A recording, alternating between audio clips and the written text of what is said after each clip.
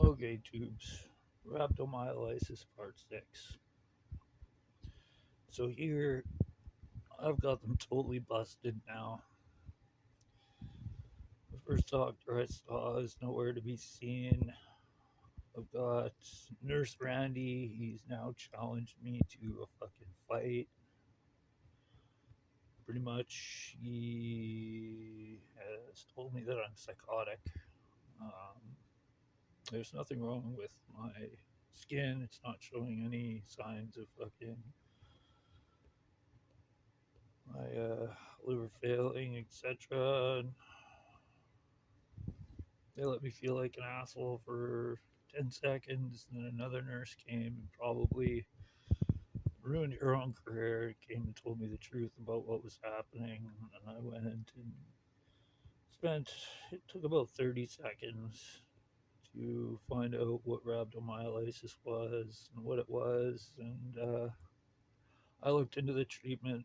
I didn't look far enough, but I saw IV fluids. I was getting IV fluids and I was ready to leave. I went ahead and I called their client relations and I fucking told them what I tell them all. Like, how how did you think you're gonna get away with this? Like, what do you think you are fucking doing? I almost died. I'm gonna tell everyone what happened. I'm fucking adding this to the like what's turning into a book of testimonials about how inhumane our fucking health system is here. And I basically congratulated them. They're now part of this fucking disaster. Uh, God, that was horrible. And then client relations kept calling me back. I'm not answering the phone calls. I'm not interested in talking about this. I know exactly what happened. I approached the Mennonite Brethren for health care. And since I'm not a member of their church, and it's pretty clear that I'm a bum, I got the treatment that they felt I deserved. It's like in every situation where you're dealing with this fucking community, there are no laws when it comes to them. That's why this happened.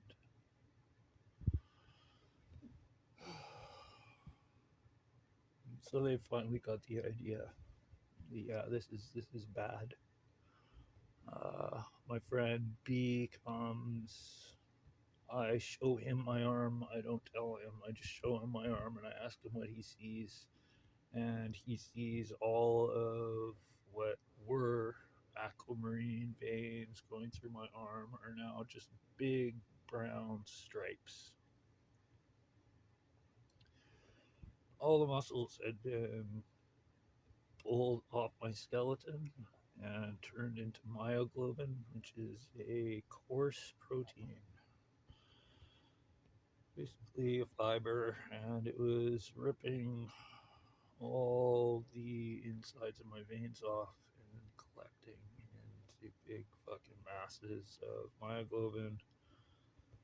And my kidneys were being torn to shreds. My liver was being torn to shreds. What I was seeing on my arms were all the capillaries and everything stuffed with this fucking myoglobin. I was dying. I was dying, just like I said. And when I asked Nurse Randy what was wrong with my arm, instead of telling me the truth, he told me that I was psychotic. So that's where we were. I was not happy. They knew I wasn't happy, and at last they're taking care of me. They take me up to a ward, and client relations just keep on fucking calling me. Finally, I get this guy named Basil down in Concordia. He's master of client relations or some fucking thing. And of course, he tries to make it look like I'm at fault. I did something wrong. Like, okay, yeah, I came to the Mennonite Brethren's fucking church knowing full well that I was dealing with a group of fucking fascists. That's that. That's the mistake I fucking made, Basil. And as I said, I've been fucking finally accepting that I was gonna have to take these people to work or to court over the whole Dr. Jackson thing, and it's kind of crazy. So I've been looking up the laws, and yeah, we pretty much have like one basic rule. It's like we provide health care. We provide the health care we can, and if we don't, it's a crime in Canada. So I asked Basil, you know the Canada Health Act. Of course, being Basil, he laughed. No. Okay, well, I'm gonna fill you in on this piece of information that you think is ridiculous, that you should know, apparently telling from your fucking conduct when I asked you. And he shut his fucking mouth pretty quick.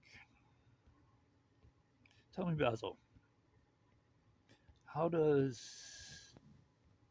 telling someone who's dying of organ failure that there's nothing wrong kicking them out, how does that fit in with providing the best health care possible? How does telling someone who is experiencing visible fucking symptoms of this disease, how does telling them that they are psychotic stand in line with Canada's dedication to providing health care to its citizens? So Basil, all confident when he started on the fucking phone, is now not so confident. I wish I had fucking recorded this phone call, but I was in the hospital and I just recovered from a major illness. So that was it. Like, I saw it.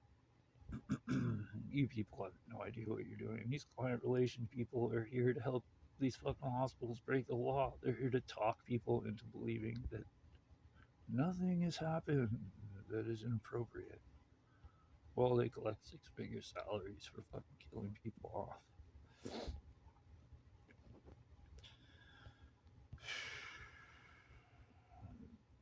Yeah. So that's what I got from Concordia. I almost died. I got all the proof I need that I'm dealing with a bunch of fucking fascists. And I approached Raquel Doncho, fucking champion of the people. She had nothing to say. Of course she wouldn't. The people who pay into her campaign participated in this. So, you all want to get around, celebrate your fucking greatness, wrap yourselves in the fucking flag. I got a few more stories, and they're all fucking verifiable. They all fucking happened, and they're all committed by our great, friendly Manitobans in charge. Peace out, tubes.